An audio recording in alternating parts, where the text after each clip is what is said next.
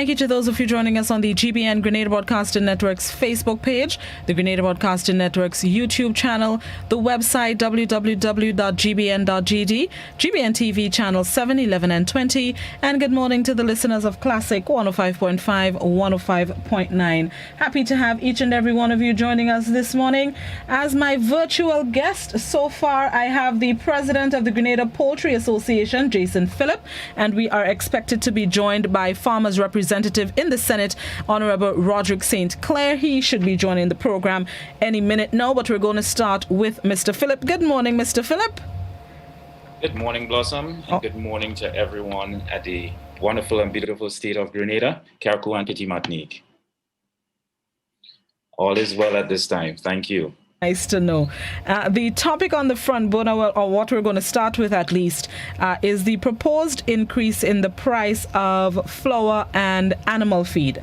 The news came out earlier this week that the Caribbean Agro issued a letter to government advising that they are, well, it was going to take effect yesterday, Wednesday, but government's intervention, and they've announced that they've agreed to keep the price as is, at least for now. But I still think it's a discussion that needs to happen, because if they have signaled their intention, we don't know how long it will stay at the price it is now.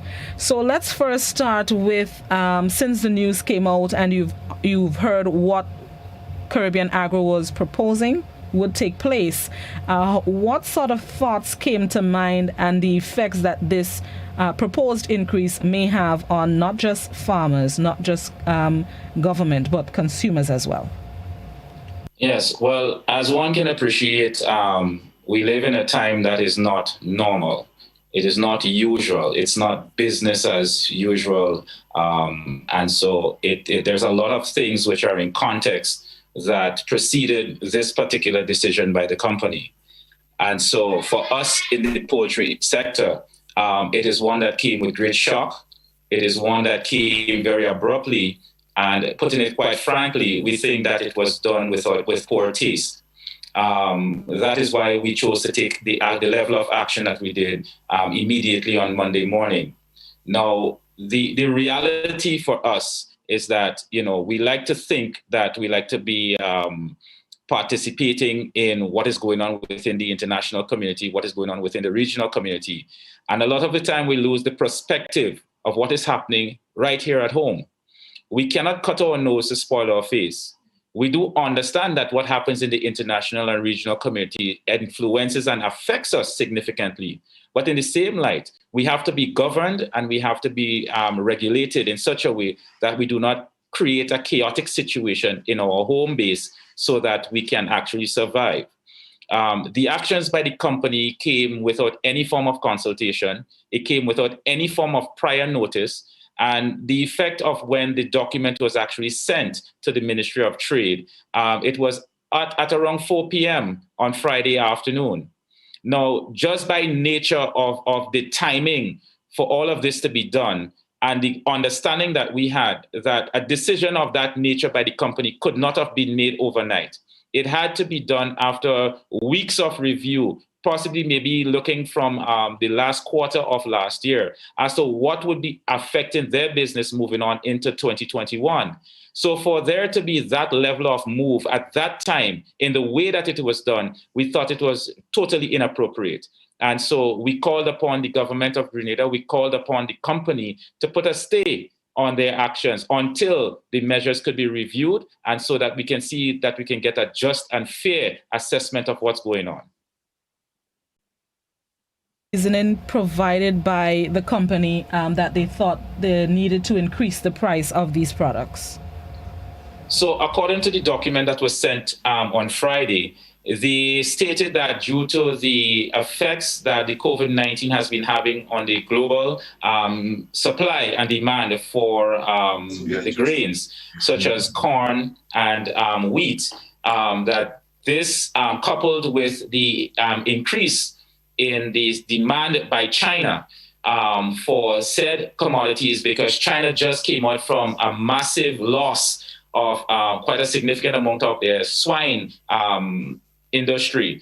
And so they were now recovering from the swine fever.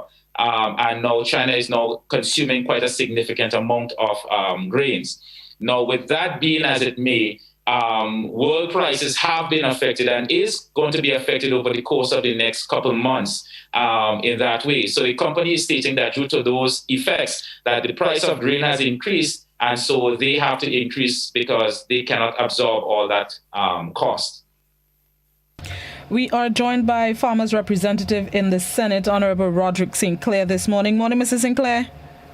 Morning, Blossom. Morning, Jason. Morning to all our farmers, fisher folks, agro-processors, consumers, and of course locally and overseas. God blessings to everyone for today. Thank you very much. Happy to have you. Thanks for having us. Thanks for having us on these important issues. No problem. We started the discussion with Jason, and we started with, the thought process and the thinking of the different associations, people that may be affected, would be affected by the proposed increase. So from your perspective, being the farmers representative in the Senate, what were your thoughts when you heard about the proposed increase that would have taken effect yesterday, if not for the stay? Well, I'm not even going to the stay. You basically had a case where this was almost like a bench warrant, having a notice given to the government on Friday that you would have an increase within 3 days of a significant products, flour products, feed products, in the context and understanding this time of the COVID. How do you do something that is almost like unhappening with no protocol? When, of course, as the Minister for Trade rightfully said, there are mechanisms in place for this review. So what is the rush?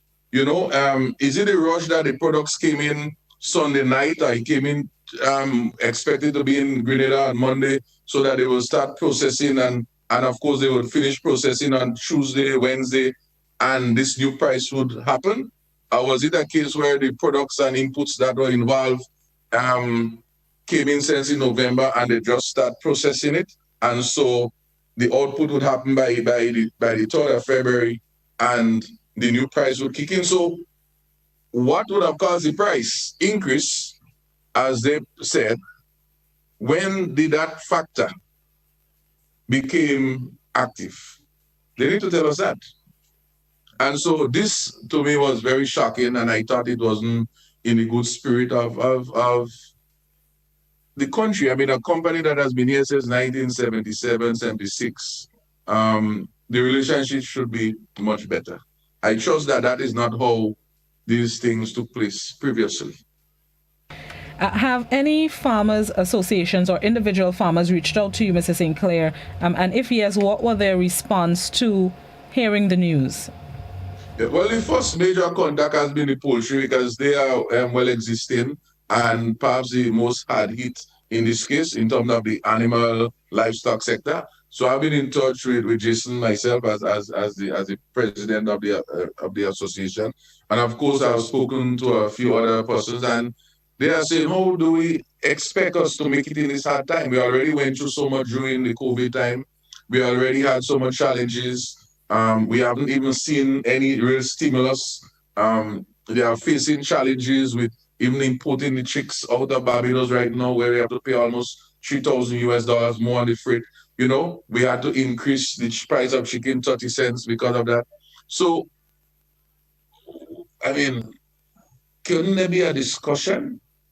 I think these are farmers, Blossom, who go to the Caribbean Agro on a daily, maybe weekly basis to do business.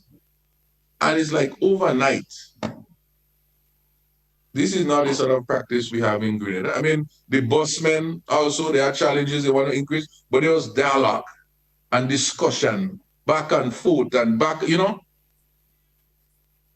Government, I think in a wise judgment, has that authority to invoke. But of course, we must not lose sight of the fact that price control, what does price control mean? Does price control mean that the margins as you sell from wholesaler to retailer is controlled? Or does it mean that other mechanism of production is also controlled, because remember, we import products that are also price controlled. So you may import saltfish, you may import smoked herring and other items, potatoes. Those are price controlled too. They are not produced here. So here you have a product that is produced here. And we're speaking on price control. To me, the only price control has to do with what is that price they're going to sell at. So how did they arrive at that price?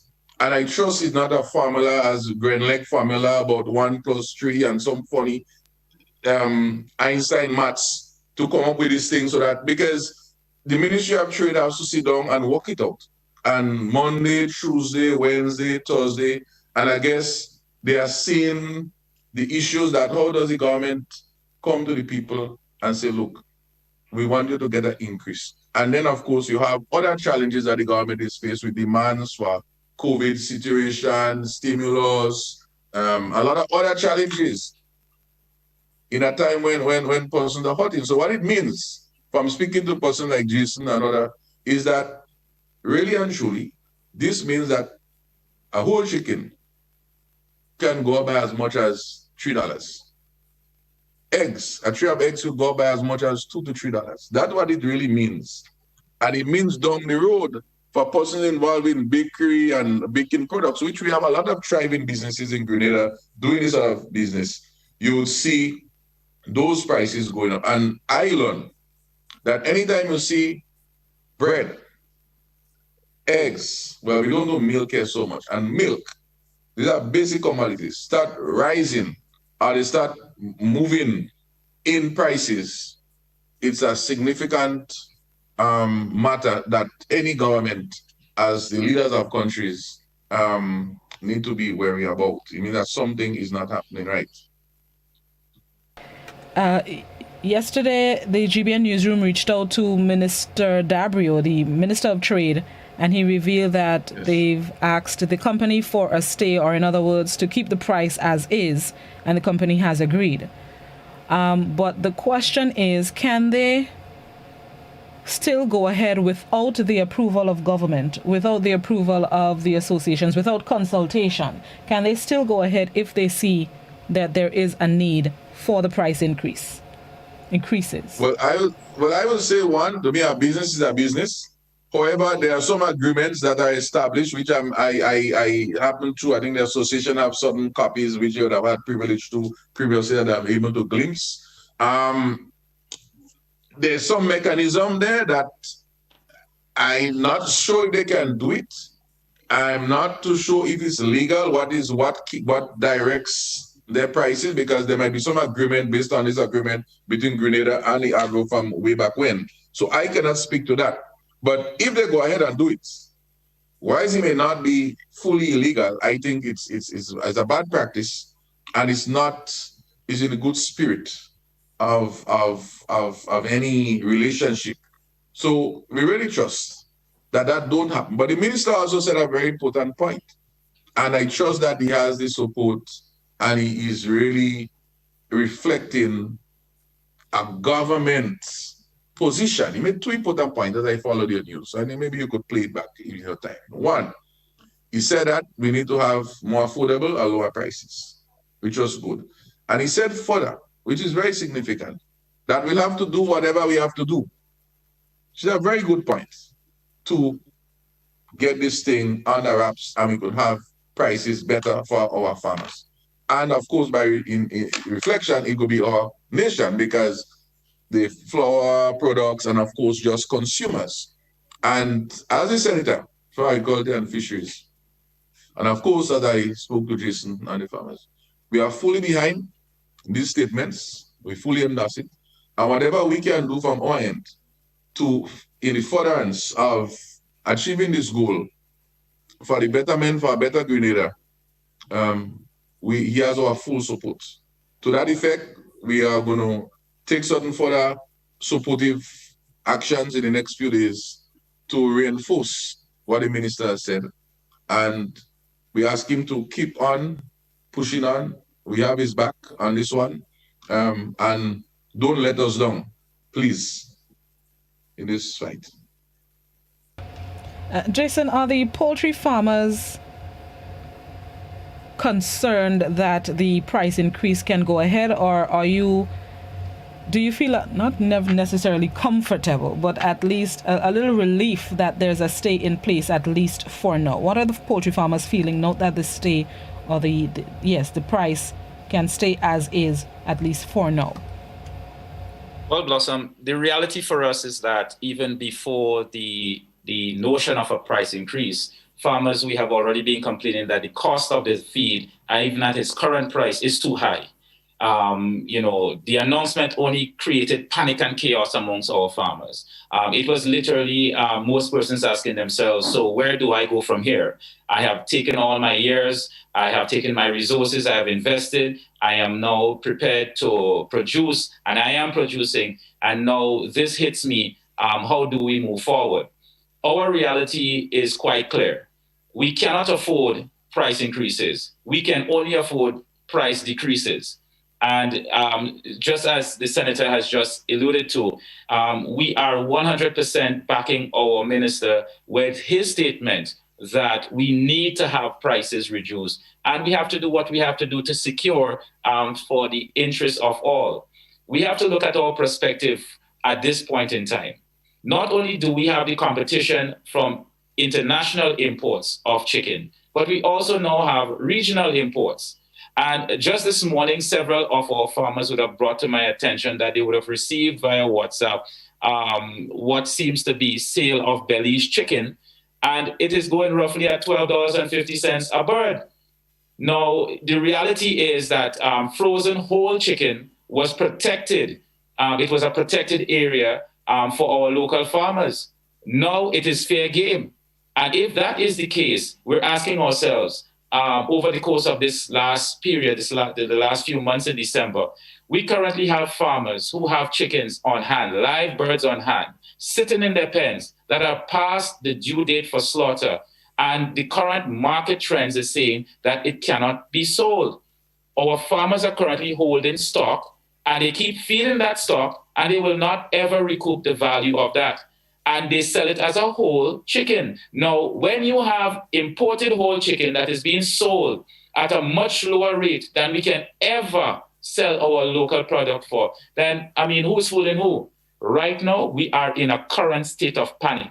This morning, I have officially declared among our members, as far as the association is concerned, that we are in a current state of emergency inside of the poultry industry here in Grenada. We cannot take anything lightly because we have farmers which are on the verge of going bankrupt. We have farmers which are on the verge of losing their mortgages and everything because they cannot afford to pay the high prices. We cannot get our products moved because of the effects that the COVID-19, the world recession, and all of these things have taken. We have taken the full brunt of this, but at this point in time, we are calling for help because we need to have not just a growing sector, but we need to have a thriving and a long-serving one. Grenadians had heeded the call. Our farmers listened to what the public was saying. We listened to what our leaders were saying, and Grenadian farmers invested. We took our hard-earned resources and we invested in the industry. There are so much things that are coming on stream. And in the midst of this investment, though the COVID-19 has put an enormous blow on us, we need for our government and our leaders to step forward now and shine the way, because we have brought the investment in. Now we want to have the fair space to be able to do that development. And again, it comes back to my previous statement of perspectives. Though we may be a member of CARICOM, though we may be signed to treaties all over the world, how then can we go ahead and just blatantly allow, while we are calling for investment in our local developing sector, we are now shooting ourselves in the foot by importing products that we cannot compete against? We need to ensure that the environment is conducive to the local development and the local growth of our sector, and then we can introduce any other things as far as treaties are concerned. We have to take a page from Trinidad and Tobago. We have to take a page from Barbados and Jamaica and the other territories who have stood up for their farmers and allowed for their industries to grow, develop, have good standing, and then allow for competition to come into the market space. So we're not asking for anything different, and we're not asking for a handout. We're just asking for the ability to make this work. And we have already shown, Grenadians have come out and shown that we will make the investment because we care about our people and we care about our country. So that's all we're asking for. Is there anything? Sorry, go ahead, Roderick. I want to reinforce an important point from Jason. And let's look at the logic. And he may have spoken to that because I joined a few minutes late. We speak about this Article 164, and I'm not sure if he spoke about it, where we are protecting lesser developed industries in lesser development countries. So, for example, in Grenada, we have the whole poultry and flour through the Caribbean Agro. And there might be other sectors that are also protected under Article 164, which is part of the whole CARICOM trading agreement, etc., as was informed to me by the Department of Trade. So what it means is that Grenada, the OECS, and Belize, to my understanding, fall within that category. And also it further says that these industries, of which Caribbean Agro belongs to, is further protected in Grenada. So the issue of even importing feed from other sources are issues. So when the minister speak about doing what we got to do, he's on the right point. But let's look at the logic. If Belize can continue, even our neighbors, St. Vincent and the others of the island, just for argument's sake, can also supply enough poultry to this country, along with what already coming in, this $32 million worth, which is almost about 20% or so of our food input bill, which we crying that we want to put down. We want to bring it down. If all of this is true, then and I don't know what percentage of the feed business, and we're dealing with the feed part of it, is the Caribbean Agro's business. So let's suppose it's 30%. Let's suppose it's 40% of their business. It means, therefore, that in short order, if Belize continue to come in and the imports continue to be in,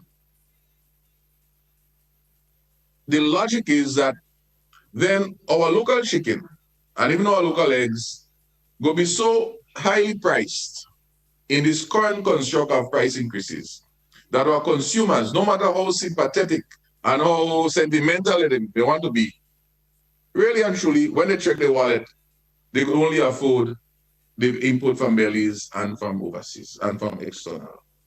It means, therefore, with that logic, that Caribbean Agro itself, as Jason rightfully said, will shoot itself in the foot. Well, no, sorry, not they shooting itself in the foot. It will happen to them such that there'll be no market for their feed because all our farmers will be out of business. It means, therefore, that we have a lot of unemployment increasing, a lot of more mortgage issues, and of course, we would move from $32 million input to maybe about $75 million input in chicken. And we would have a case where the very said Caribbean Agro that we so sentimental and want to protect will soon find itself in a problem because there is no market for this 40% of business that come from the feed. So we have to do what is sustainable. And we have to do what is sustainable because nobody is saying that Caribbean Agro has to go. That is not part of the discussion. How do we operate sustainably? How do you contribute? And so the question is, you have to ask yourself, why is it? Since 1977, a company that had in its agreement with this country to invest further in farms and chicken farms and poultry farms and all of those things, who making the feed, has failed to invest in that part of Grenada business. Of course, one may contend labor costs.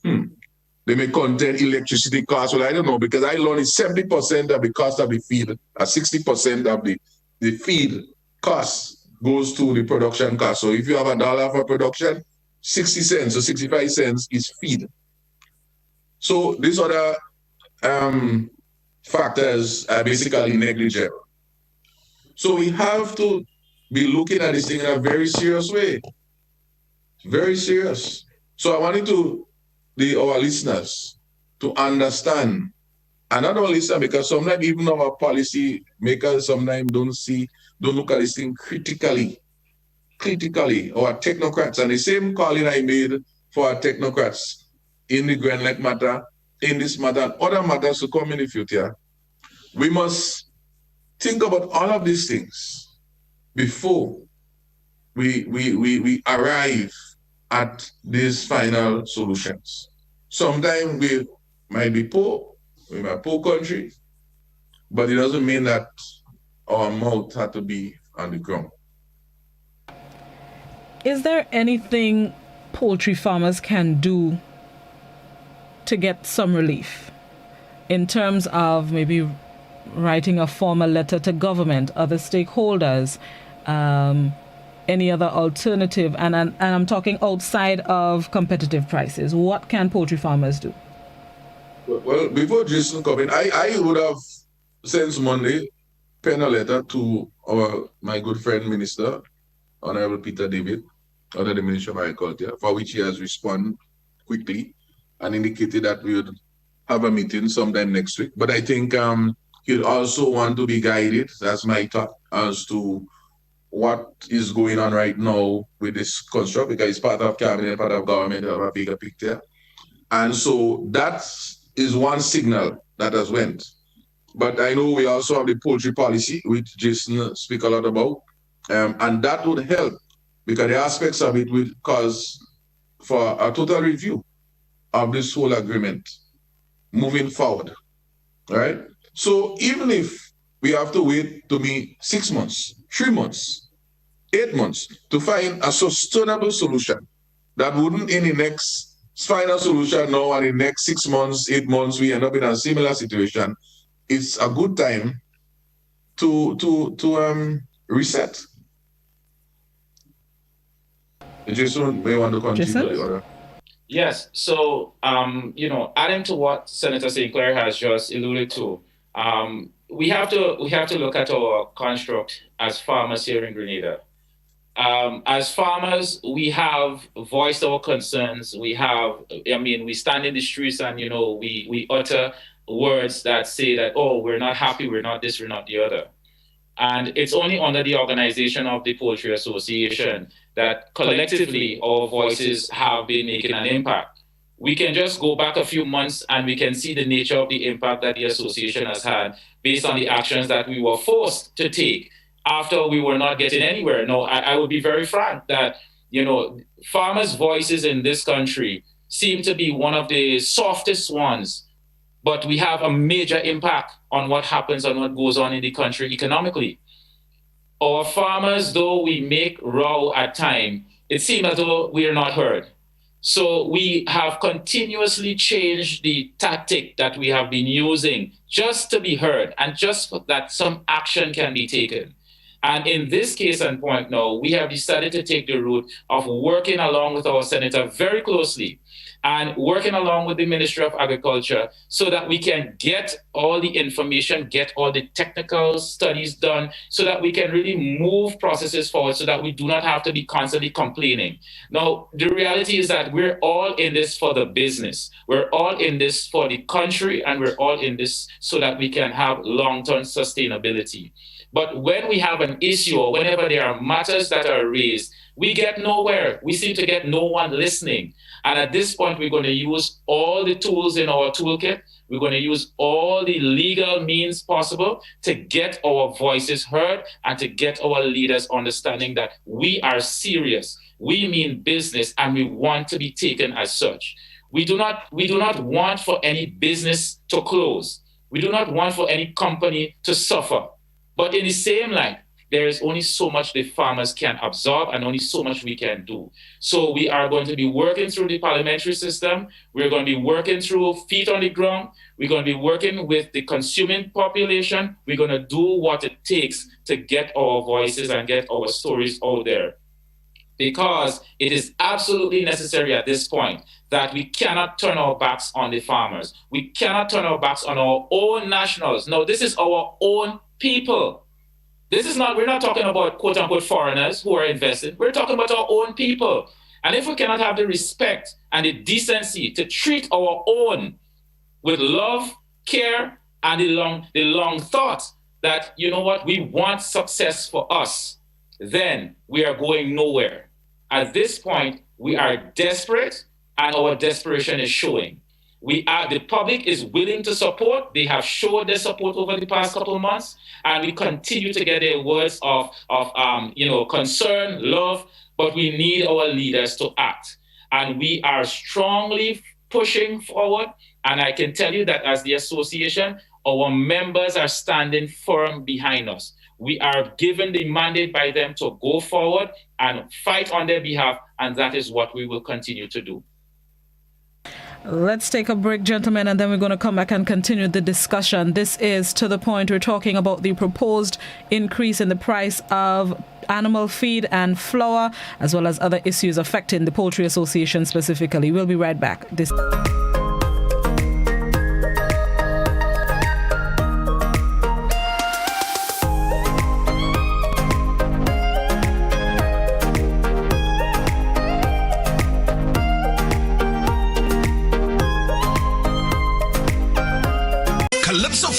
The 9 finalists to challenge the reigning independence Calypso Monarch, Sean Nas, the Silver Serpent, on Friday, February 5th, and the National Stadium have been selected. Admission is free from the comfort of your homes. Will Silver Serpent hold on to the reign, or will the crown change heads as Sheldon Douglas, Anthony Darius, Croqueta, Jermaine Simon, Teddy Christopher, Philanda Jeffrey, Alicia Alexis, Edison Francis, and Anthony Etienne all vie for the coveted crown? Time alone will tell, so join the National Celebrations Committee in what promises to be an evening of great calypsos. Carried live on GIS Channel 22, the National Celebrations Committee, and GIS Facebook pages and YouTube channels. Remember the date, Friday, February 5th, 6 p.m. The virtual staging of the 2021 Independence Calypso Monarch, building together a safer, more resilient nation in these challenging times. Now we can stay safe while at the same time reducing our budget to maintain a clean and safe environment at our home, school, office, church, or even on the bus. Fortune Foods has gone a long way to source premium products that are at least 30 to 50% less than other brands. That's right, 30 to 50% cheaper than other brands. We have a multi-purpose 80% strength liquid sanitizer for cleaning surfaces that is also safe on hands, as well as 70 to 75% gel sanitizers available in 1 gallon and smaller sizes. Plus, when you buy in bulk, you save even more. Right now, every dollar counts. Be wise. Sanitize with Fortune Foods' range of sanitizing products. Distributed by Fortune Foods Company Limited, Tempe, St. George's. Telephone 435-2247.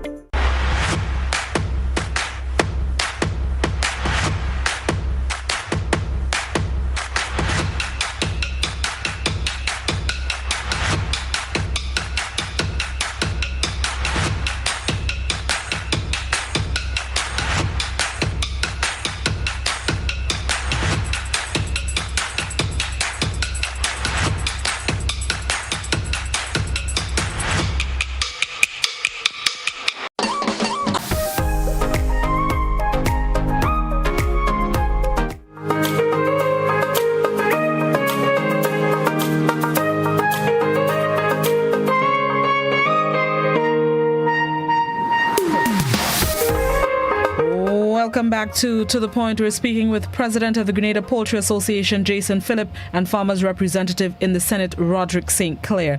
Gentlemen, before I open the phone lines, you were just telling me about another issue that you wanted to raise in relation to a Bloomberg report. Remind us what that is. Yes, just Blossom. lead on that. Yeah. Yes, Blossom. So in recent times, in the first quarter of this year, Bloomberg, which is an organization within the United States, they have news and other things. They track things that happen on Wall Street and what's going on with Fortune 500 companies. And so they reported that China has been, on the rage, or they're rampant in terms of consumption of grains, given the fact that there is now a resurgence in the development of their pork industry.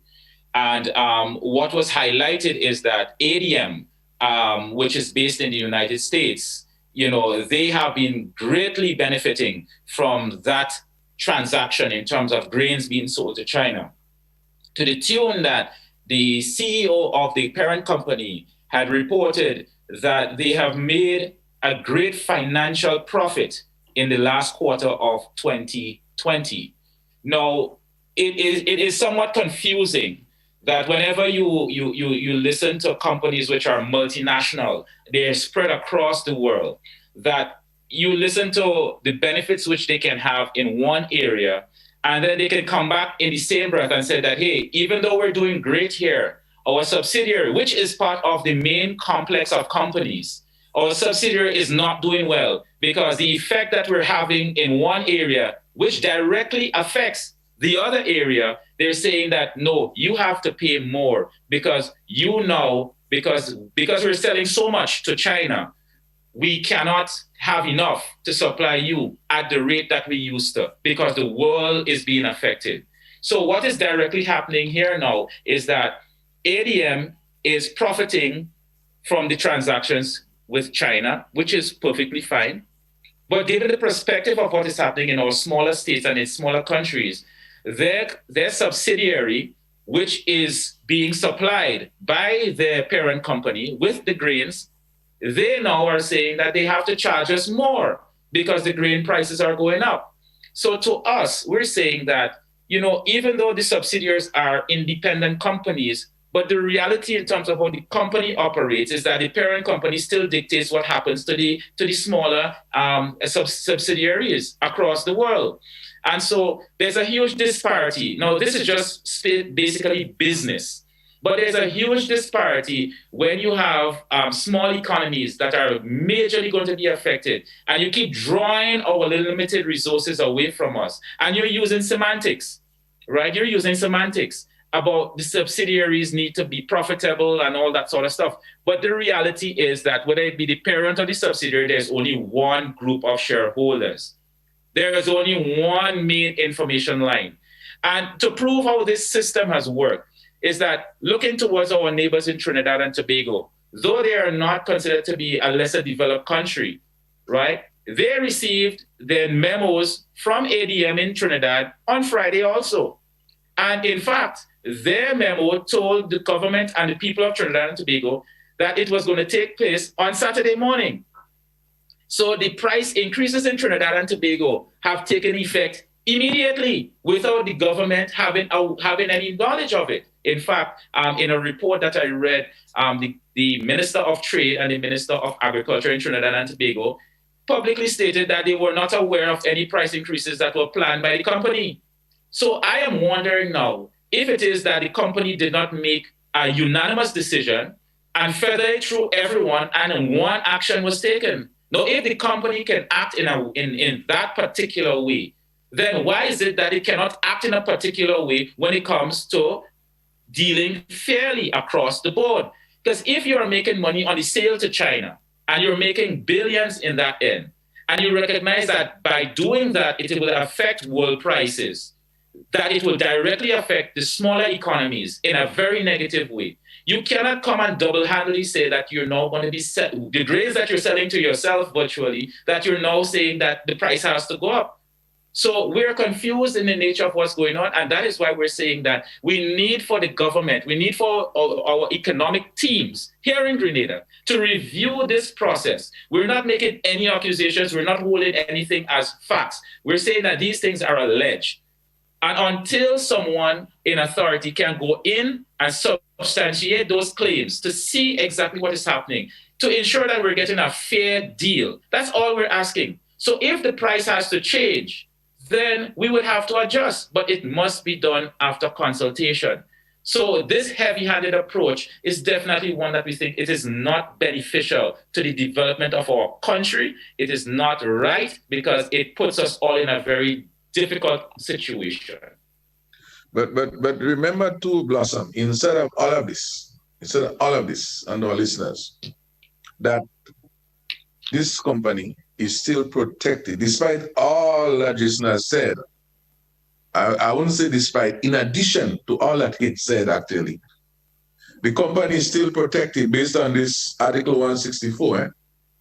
And further to that, as a foreign investment in Grenada, as with all other companies and foreign investors, they also have the luxury of the tax breaks and all of those things that average farmer here cannot happen. For example, I don't think Jason, as his own CEO of his company, or if he hire a local CEO, or even if he hire somebody from Trinidad to come and work on his farm and manage his farm, can be exempt from many of these tax breaks, or even get a vehicle duty-free, and all of those things. So these are the type of things we are talking about on top of all of this. So that is why we say, let us reset. Let's look at this thing, because back then we could understand a lot could have been given up because 1977, 1976, and it's good then, but it doesn't mean that it's good now. And I hope that this agreement had a time limit to it. I don't know if it's 100 years, 99 years, or if it's a lifetime arrangement. But I think we all have to sit down and look at it in the best interests of Grenada. Because as somebody said to me, well, maybe we need to stop eating chicken. And I said, well, I'm not going there because I think that's a right of an individual. And then what would happen? So these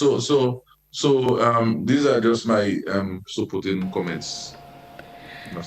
All right. At this point, let's go to our viewers and listeners who may have comments, questions, queries, concerns for Senator St. Clair and Mr. Philip. The landline number 435-2041. WhatsApp, it's also 435-2041. Please, only written messages on WhatsApp. And you can also pose your comments on the GBN, Grenada Broadcasting Network's Facebook page and the Grenada Broadcasting Network's YouTube channel. Let's go to our first caller. Good morning, caller. Hi, lady. Good morning, gentlemen. Good morning, gentlemen. Happy New Year. Happy Independence. Now, my first point to the problem with agro industry. The people who built agro industry plant in Tempe was short-sighted and blind. All the islands in the Caribbean and outside one and thing build the factories to the sea coast, close to the sea, where they have a dock, most of them. So from the ship straight to the company. All they have to do to cut costs in Grenada is to put a pump somewhere around the Queensback area, up to agro industry company, and the cost will be cut down. Because when the boat come on the dock, and they tow this stuff from there to the factory, it's a cost for the company, and the company will provide the cost to the buyers. So simple. Because all the ports have the dock, have the company by the seashore, from the boat straight inside to the company. But they didn't build it in perseverance. But they didn't build this company on the seashore, close to the sea. Thank you. Then the whole construction is no problem, you know. So everything come back to the buyers who buy it. All right. Thank you, caller. Gentlemen? I think he has a perspective as to one of the cost activities, and he seems to be on the ground, and his contribution is noted and is worthy. as we look to innovate, Of course, you also look at the other side, because we have truckers who at the same time need to also make an income. So it's good though that we have a dialogue and we have different perspectives to discuss. And that is all we're saying. Sit down, discuss, you look at it critically, you see where you can twist and cut, and at the end of the day, come up with some nice model, Somebody on Facebook is asking, has the Poultry Association spoken to government to do something about the importation? Well, yes, that is where the poultry policy, the push behind the poultry policy has been. Now, we have been asking for a very sustainable transition in terms of how we move from majority imports to majority locally produced. There has been a lot of buy-in from the stakeholders.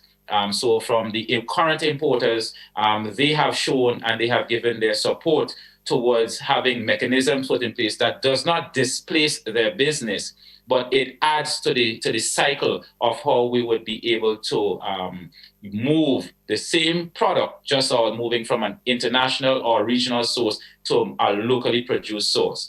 So the policy, it is very, very important that we develop this document, that we develop the various areas that it covers, so that we can have a very strong system in place that will support all who are currently stakeholders within this industry. So we need to get going, we need to get moving, because already the investments are happening. We're seeing things moving, but if we do not move on the framework and ensure that it is implemented so that it gives everyone their guidelines, it gives everyone their marching orders, we are just going to have a chaotic situation. And we do not want to have any one entity being taken advantage of. We think that everyone has already submitted their contributions. They've already submitted and stated their willingness to work together. Let us now have our leadership. Let us pull this together and let us forge a unique system that will work for us for the long term. Good morning, caller. Good morning, Blossom, and good morning to your esteemed guest. It's unfortunate that we are talking about this issue around the time we are also talking about independence, because it shows the contradiction. As in other areas, when we have to depend on outside elements or outside forces for things that are basic to our own survival, our own evolution, then it's sort of ironic, like a re-celebration independence. Some years ago, I read a book called Merchants of Grain, and I think it was the Chilean ambassador to the U.S. at the time said, look, he who controls your food controls you. And in a way, we're being controlled. This is one way we are being controlled. The thing about it is that I would have thought that an issue of the company that we had to, the issue that we did would be a priority, other than trying to get back the other company which we have since acquired, to whatever excuse we are making. But let me hasten to say that anywhere you go around this thing, there is some kind of, maybe somebody would say, well, WTO rules or this rule or that rules. And until we can barely sit down as a nation and prioritize what are the strategic areas that we need to work on and not have to be dependent on outside forces. I know that the world is an interdependent system, but when we rely exclusively or so solely on these multinationals, they don't care. The literature is there. As one of your guests said, it's business. And as in the Godfather, when he was asked the question, he said, I do it because business is not personal business. So business doesn't have any compassion. It doesn't have any mercy. It's all about profit. And we must stop fooling ourselves as a people and saying that we independent when we are so dependent on what other people do to us. Thanks a lot. I could go on, but let me give somebody else a chance. Thank you very much, caller. Gentlemen? Well, I think the caller has voiced a very strong concern, and I think he needs no second in terms of to break it down. I think he is very clear, he's very correct, And a word to the wise is sufficient. There is a WhatsApp question, Jason, after you pointed out the concerns the Poultry Association and farmers have with the importation of chicken. Somebody on WhatsApp is asking, isn't competition part of practical economics? Of course it is. And no one is disputing the fact that competition is. But the reality is that we have to look at the conditions on the ground. And if it is that we're saying as a people, as a nation, that we want to construct something that is uniquely ours, and that we want to foster it so that it can definitely survive for the long term. Because remember, this current generation of farmers and producers, we are making the investment. We are the ones who are toiling, and we are breaking our backs at this point. But if you kill us at this point when we're most vulnerable, without getting the support, without getting the coverage that we need, then what do we hand over to the next generation? We have already had the previous generation who slaved, and not using the word slaved in a negative connotation, but they have worked to the bone to hand over something that was very small. And now that we have the opportunity to grow it so that we can hand over something that is substantial to our future generations, that we can be sovereign with our food. And that is very important, that we can be sovereign with our food, that we can put our people to work for their own means and their own gains. If we do not protect that and give us some form of advantage, competitive advantage to get this going, then we would be spinning top in mud, as the old people would say. Yeah, but Blossom, let me add to this, and let us put the whole thing in context, please. Competition is good, but competition is good when there's an open space. You can't have competition when a company is protected under this Article 164, that if I want to import feed into this country from Trinidad, Barbados, or Jamaica, which are most developed countries, I have to pay 70% duties if I bring it in here. If I bring it in from the OECS, I import it from Belize, I think it's maybe duty-free or something like that. And if I bring it in from the US, which might be even competitiveness, real cheap maybe, I have to pay 100% duties. So, sister or brother who have this question, is a good question. But then to have competition, you cannot have a 12-year-old running with a 20-year-old. That is not competition. Or you cannot have two persons running and one blindfold and the other one, he have his vision. That is not competition. That's unfair competition. And right now, in the context that we have, unless we decide to level out the playing field, then it's fair. As I said earlier, Jason cannot hire someone from America, Canada, even Trinidad, and bring them in here and pay them. And at the end of the year, they don't pay taxes. They cannot import a vehicle into Grenada for the use as a CEO of Jason's company and have it tax-free. That ain't happening. Is that happening on the other side? Of course, it's happening. So, sister or brother, it's a lot, and that is why we say, let us review this whole thing. And if we are to have competition, I think there is no problem with competition. We'll take it on head on.